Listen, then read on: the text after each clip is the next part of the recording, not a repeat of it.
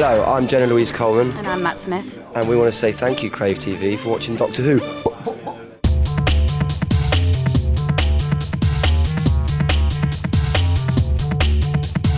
Matt, Jenna, I've got to ask, looking ahead at the 50th, would you come back in 10 years for the 60th anniversary special and keep doing conventions? Matt's already booked. Yeah, I'm booked in for 10 years' time, 60th anniversary, and I've got a convention tour in 2035, so come along. And Jenna, would you come back as well? Oh, yeah. I mean, I'm not going anywhere just yet, but I think, yeah, I would definitely come back. Well, now you're the veteran in Doctor Who. You have to break in a new doctor. I know, it's going to be exciting. It's going to... Sorry. No, it will be. It will be exciting. I'm joking. No, that's what it is. That's what the show's about. It's such a wonderful part. It's going to be very interesting to see a new take on it, you know, a fresh take on it. It's going to be... And, you know, in the same way that Matt welcomed and supported me on what is kind of a very unique adventure, I'm kind of looking forward to doing the same for... whoever comes in, and that's what it's about. It's about getting behind whoever is the Yeah. next man or woman to play it and supporting them, you know. You got the 50th anniversary special coming up. Anything you can tease us with? You're going to see Matt and David together, obviously, and that's an amazing double act, actually. Well, they're two incredibly accomplished actors, but as it happens, and I think to both their surprise, they turned out to love each other.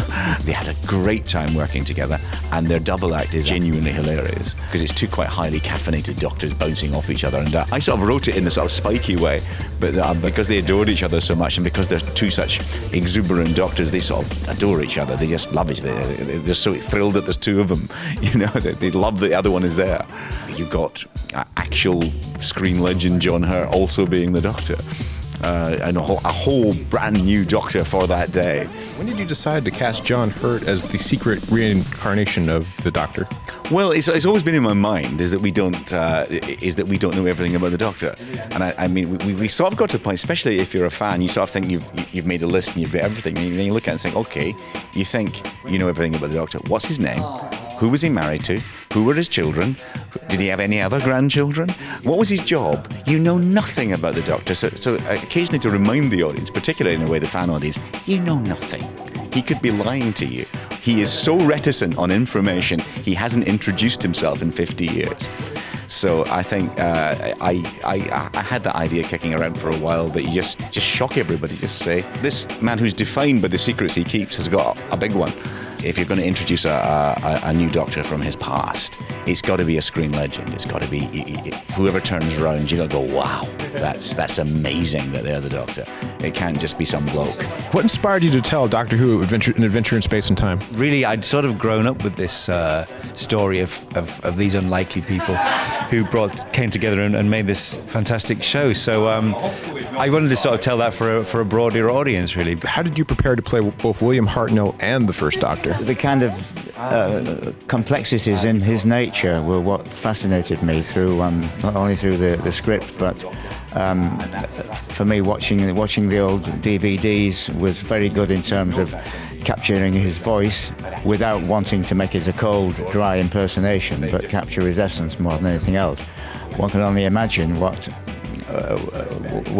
drove him to an early life of petty crime. He was rescued from that by a mentor, but throughout his life he must have had this deep-seated insecurity that occasionally exploded. It's almost like a release for him to be suddenly playing this wonderful, rich character after being stereotyped in authority figures, and at first he was reluctant to take on the Doctor because he just thought it was a bunch of kids with a silly idea, you know. But bless him, he realised when he started playing it that this was pure gold and a big chance to resurrect his career in a totally different way, and it changed his life, didn't it? What is your favourite and weirdest moment on the set of Doctor Who? Oh God, every day is my favourite and every day is the weirdest, like from one thing to the next. You know, you'll be dipped in goo and then you're, you know, on a spacey Zuma bike that's sort of 5 feet in the air. I mean, I love that. It's like a spaceship booking Bronco. yeah, there's just too many. How do you handle writer's block? I think we should stop using the expression writer's block. I mean, really, there's no such thing. You're just stuck. It's just stuck. You can't think of what to write because it's difficult. Everybody gets stuck in their work. Yeah, I mean, there's nothing exotic or it's not a condition. It's, I have no idea what should happen next in this story. It usually means, for me anyway, that you've done something wrong in what you've written. Something you haven't set something up properly. Now some people, and it's different for every writer, say just keep writing anyway. I don't like if it's wrong and I can't write it. There's a reason, and I've got to work out why I've got the story to the wrong place. What qualities are you looking for in a 12th Doctor, and has the role been cast? The role hasn't been cast. We're in the early stages of that.